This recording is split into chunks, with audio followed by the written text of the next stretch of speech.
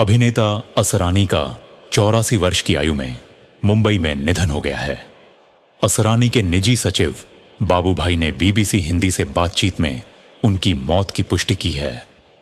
उन्होंने बताया कि असरानी पिछले 4 दिनों से स्वास्थ्य संबंधी शिकायत की वजह से मुंबई के जुहू स्थित आरोग्य निधि अस्पताल में भर्ती थे और सोमवार दोपहर करीब 3 से 3:30 के बीच उनका निधन हुआ।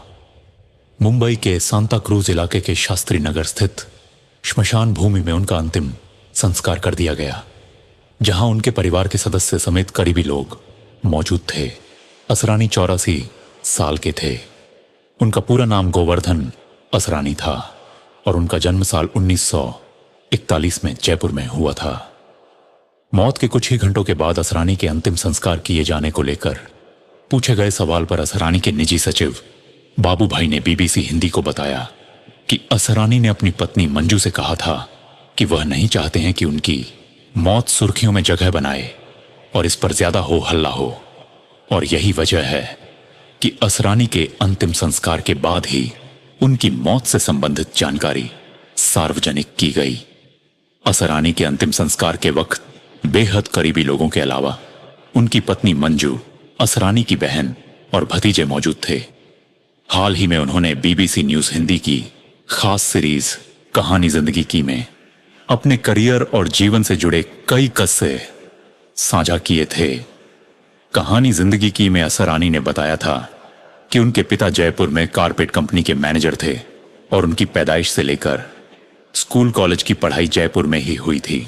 उन्होंने कहा था कि मैट्रिक पास करने के बाद ही उन्होंने फिल्मों में जाने का मन बना लिया था, लेकिन शुरुआती कोशिशों के बावजूद फिल्मी सफर शुरू नहीं हो सका। इसके बाद उन्होंने तय किया कि कॉलेज की पढ़ाई पूरी करने के बाद पुणे के फिल्म इंस्टीट्यूट में एक्टिंग सीखेंगे। उन्होंने 2-3 साल आकाशवाणी जयपुर में भी काम किया और फिर पुणे के फिल्म इंस्टीट्यूट में एडमिशन लिया। पुणे में असरानी को मशहूर एक्टिंग टीचर रोशन तनेजा ने पढ़ाया। उनके शब्दों में, फिल्म इंस्टीट्यूट पहुंचने के बाद पता चला कि एक्टिंग के पीछे मेथड होते हैं। यह प्रोफेशन किसी साइंस की तरह है। आपको लैब में जाना पड़ेगा, एक्सपेरिमेंट्स करने पड़ेंगे। उन्होंने कहा था कि उन्हें समझ आया कि एक्टिंग में आउटर मेकअप के अलावा इनर मेकअप भी बहुत जरूरी है। असरानी ने इंटरव्यू में एक्टर मोतीलाल से मिले सबकी को भी याद किया था। उन्होंने कहा था, एक बार एक्टर मोतीलाल गेस्ट के तौर पर पुणे के फिल्म इंस्टीट्यूट आए थे। मेरी एक्टिंग की छोटी सी एक्सरसाइज देखकर उन्होंने मुझसे पूछा, तुम राजेंद्र कुमार की फिल्में बहुत देखते हो, उनकी कॉपी कर रहे हो।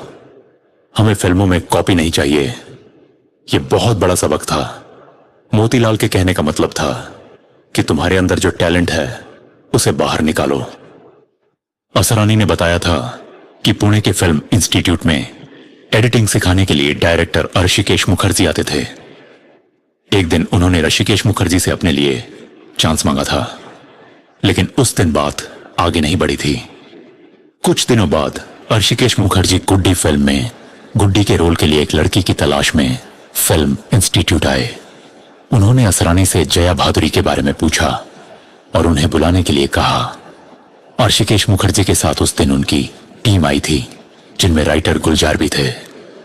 असरानी ने बताया था, ऋषिकेश मुखर्जी जया भादुरी से बात करते करते आगे बढ़ गए तो मैंने गुलजार से अपने लिए छोटे मोटे रोल की बात की। गुलजार ने मुझे गुड्डी फिल्म में ही एक छोटे से रोल के बारे में बताया। इसके बाद मैंने ऋषिकेश मुखर्जी से वही रोल मांगा और आखिरकार बाद में मुझे वो रोल मिल गया। वो कहते थे, फिल्म हिट हो गई। तब मनोज कुमार की नजर मुझ पर पड़ गई। उनको लगा कि इसको भी ले सकते हैं। ऐसे करते करते 4-5 फिल्में मिल गईं और यहां से मेरा करियर शुरू हुआ। बीबीसी न्यूज हिंदी से बातचीत में असरानी ने बताया था कि फिल्म शोले में अंग्रेजों के जमाने के जेलर का किरदार निभाने के लिए उन्हें हिटलर की मिसाल दी गई थी। उन्होंने कहा था कि राइटर सलीम जावेद और डायरेक्टर रमेश सिप्पी ने उन्हें बुलाया था। तब उन्हें न तो शोले के बारे में जानकारी थी और न जेलर के किरदार के बारे में। उन्होंने बताया था कि एक जेलर का किरदार है जो खुद को बहुत होशियार समझता है, लेकिन वो वैसा है नहीं। इसलिए उसे शो ऑफ करना पड़ता है कि वो बहुत बढ़िया जेलर है। असरानी ने याद किया था। उन्होंने पूछा, कैसे करेंगे इसको? मैंने कहा कि जेलर के कपड़े पहन लेंगे। उन्होंने कहा नहीं। उन्होंने सेकेंड वर्ल्ड वॉर की किताब खोली। उसमें हिटलर के 9 पोज थे।